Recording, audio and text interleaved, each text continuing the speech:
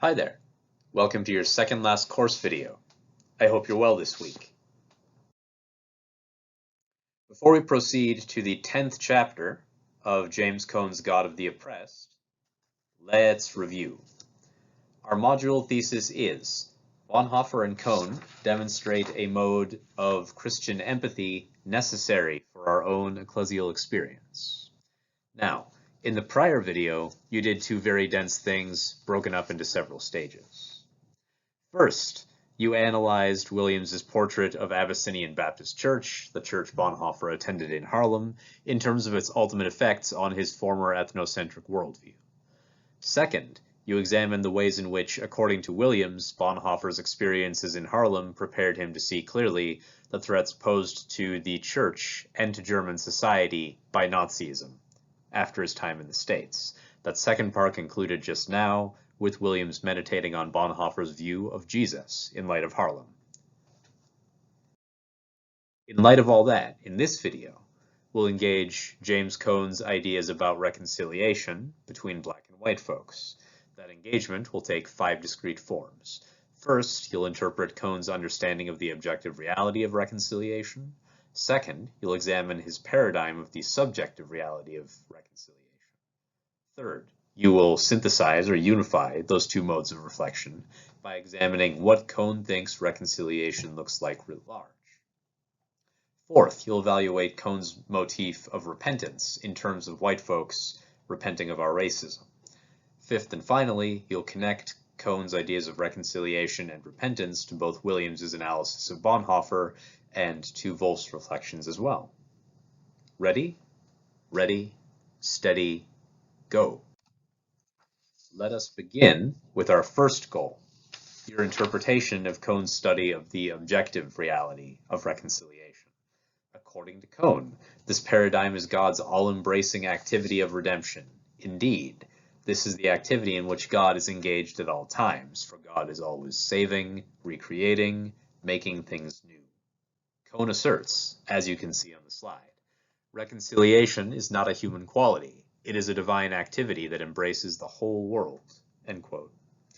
According to Cone, reconciliation is an inescapably political phenomenon because reconciliation involves the divine solidarity with people who are vulnerable and oppressed. Cone quotes Deuteronomy 26, verses 5 through 10, which is one recapitulation of what God did for Israel by bringing them out of Egypt, and then he clarifies thus: Israel's covenant relationship is made possible because of God's liberating activity. Now, Cone argues that through Jesus, God exists in solidarity with people who are oppressed and vulnerable, and that because of Jesus' activity, we, black folks, more broadly people who are vulnerable, do not have to be afraid of death anymore. While some theologians forget about God's solidarity, and Cone particularly picks on Anselm of Canterbury, Cone claims that Gustav Aulen's categories of reconciliation can help folks to remember that engagement in solidarity. Cone emphasizes Aulen's classical theory of the atonement, the one where God does battle with the powers of evil, as a reclamation of that harmony. Our second big goal in terms of Cone is an examination of his idea of the subjective reality of reconciliation. Cone argues in that place that reconciliation also concerns oppressed persons appropriating their own freedom. So objective and subjective reconciliation are united because God's top-down activity and our horizontal activity meet in Jesus. The subjective aspect of reconciliation is the costly grace, of which Bonhoeffer writes in his text Cost of Discipleship. Cone claims that the human response to God's grace is an act for our oppressed brothers and sisters. There can be no reconciliation with God unless the hungry are fed, the sick are healed, and justice is given to the poor. The justified person knows that his or her freedom is inseparable from the liberation of the weak and the helpless. That's Cone from page 214. Affirmed, stringently. In that light, Cone contends that Jesus' parable of the sheep and the goats in Matthew 25 is actually about reconciliation, and he asserts that that reconciliation is about justice. People are placed on the right and the left, says Cohn, according to their ministering to the neighbor. According to Cohn, the people who ignore the cries of needy and vulnerable folks want to be in the kingdom more than they want to be in relationship with Jesus. So I'm pretty sure that Cohn's overstating a little for effect, but that's ultimately true. A lot of Christians, including white folks like your professor, can be far more concerned about getting their own slice of God's reign than they are with helping those who genuinely need their help. Part of your task in your diverse ministries will be to point people towards the aid of those who are in need, not simply their own satisfaction. Our third goal for this chapter of Cohn is the synthesis of the objective and subjective modes of reconciliation and an examination of that phenomenon writ large. Cohn claims that he's most interested in how reconciliation relates to, quote, Asia, Africa, Latin America, and every other section of this human globe where people are oppressed socially, politically, and economically. So Cohn makes three brief points here. First, he asserts that God is on side with oppressed black folks. God comes down in Jesus and performs an activity of liberation that releases black people and all people from slavery forever. I quote Cohn, Jesus is the power of divine presence that makes freedom possible. End quote.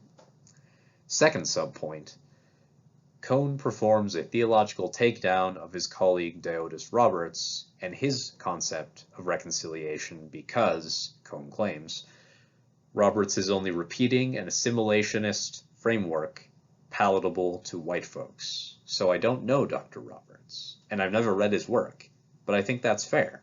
Why should white folks like your professor be able to experience cheap reconciliation with our black brothers and sisters if we haven't also worked to free them and help them to appropriate their own liberty? Third subpoint, Cohn claims that, quote, the days of integration are over, end quote, and that practitioners of black theology ought not to strive for reconciliation on white terms. Fourth big idea, we want to briefly examine what Cohn means by repentance. His line on repentance is pretty stringent. Cohn asserts that repentance, for white folks like me, means death to the sin and alienation that our racist policies can bring about. White folks are never allowed to set the terms of repentance according to Cohn. White folks who have converted to black folks' struggle are most like infants who don't yet know how to walk and talk. Moreover, only black folks get to say when reconciliation is completely realized. Cohn further asserts that the black experience is a mode of truth, again, an episteme, a mode of knowledge that no white framework can really explicate. So, black theologians and scholars generally cannot use Euro-American theologies and other disciplines to determine what their own truths mean. I feel like that claim makes a lot of sense, because no oppressed group can really understand or transform their experience using old categories. They need new ones, and so Cohn asserts in this case that new frameworks are necessary. Fifth and finally, we need to make a couple brief connections back to Bonhoeffer and to Volf. Cohn draws explicitly on Bonhoeffer, back on pages 213 and 14. He claims that the subjective aspect of reconciliation, the appropriation of one's freedom, is an activity that involves costly grace, striving to help other people who are vulnerable and oppressed. I think that that's ultimately true. People who are helping others and acting in solidarity with them are living out reconciliation in a way very consonant with the biblical witness. Plus, Cohn strengthens Volf's category of repentance. Volf calls repentance a necessary consequence of forgiveness.